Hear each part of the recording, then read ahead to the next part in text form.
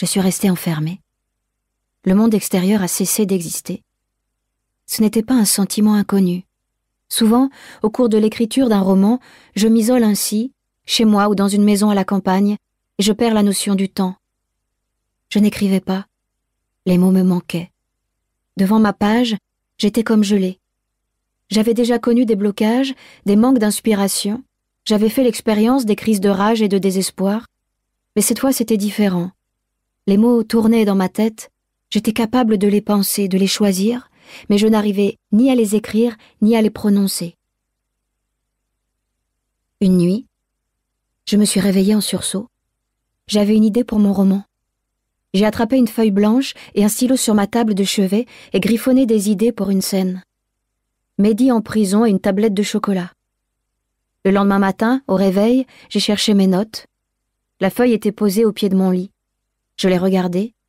Ce que j'avais écrit n'avait aucun sens. Ce n'était que des traits et des barres qui ne formaient même pas des lettres. Je me suis mise à rire. J'étais en train de devenir folle. En mars 2022, je me suis décidée à appeler un médecin. Au téléphone, je suis tombée sur une secrétaire qui parlait en mangeant. Elle m'a proposé des jours, des horaires, et j'ai été prise de panique. Je ne comprenais rien à ce qu'elle disait. Je l'ai fait répéter. Mon front s'est couvert de sueur. J'avais l'impression qu'elle pouvait me voir et allait se moquer de moi. Je lui ai raccroché au nez. J'ai essayé encore 1 ou 2 fois, puis j'ai réussi à prendre un rendez-vous sur Internet avec un généraliste de mon quartier. Le cabinet du médecin se trouvait au premier étage d'un immeuble, rue d'Amsterdam. J'avais noté le code de la porte d'entrée sur ma main et pendant tout le trajet, j'ai gardé les yeux fixés sur ma paume.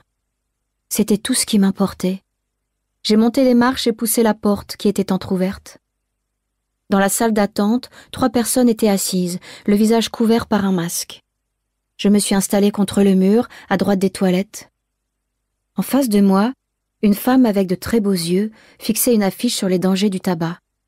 J'avais envie de baisser son masque, de voir à quoi elle ressemblait.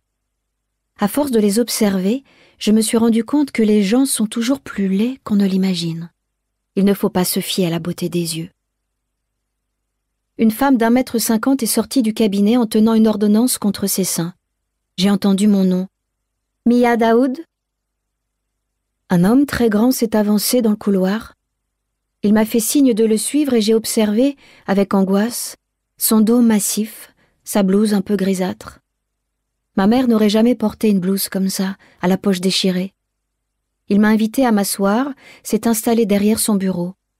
Il ne m'a jeté que des regards furtifs et je me suis imaginé que quelque chose en moi le dérangeait.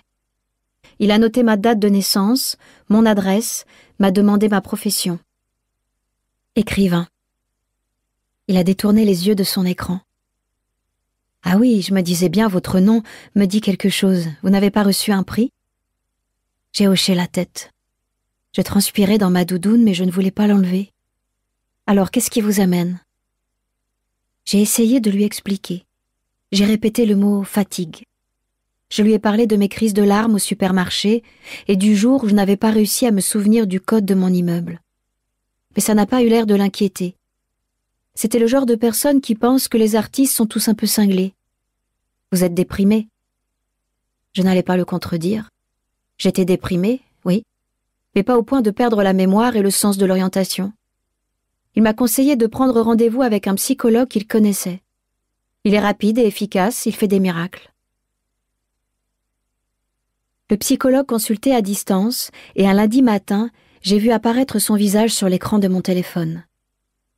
Plusieurs fois, dans les heures qui ont précédé la consultation, j'ai pensé à annuler. Mais à présent, j'étais là, allongée sur mon lit, et je fixais le visage d'un inconnu sur un écran. J'avais longuement réfléchi à ce que j'allais lui dire, mais finalement j'ai peu parlé. J'ai évoqué mon roman, mes difficultés à écrire, les souvenirs qui me fuyaient, la mort de mon père, et il s'est mis à hocher la tête. « Je vous arrête 1 seconde. » Il a essayé de m'expliquer quelque chose sur la dissociation et le refoulement. Il m'a comparé à ces fruits qu'on trouve parfois sur les gâteaux, ces petits fruits ronds dont je ne parviens pas à retrouver le nom. Nous devions absolument entamer un travail. Il semblait catégorique. J'ai pris rendez-vous pour la semaine suivante. Il fallait payer d'avance, 140 €. J'ai fait le virement, mais je ne me suis plus jamais connectée. J'ai bloqué son numéro. Livre audio complet gratuit disponible en description de cette vidéo.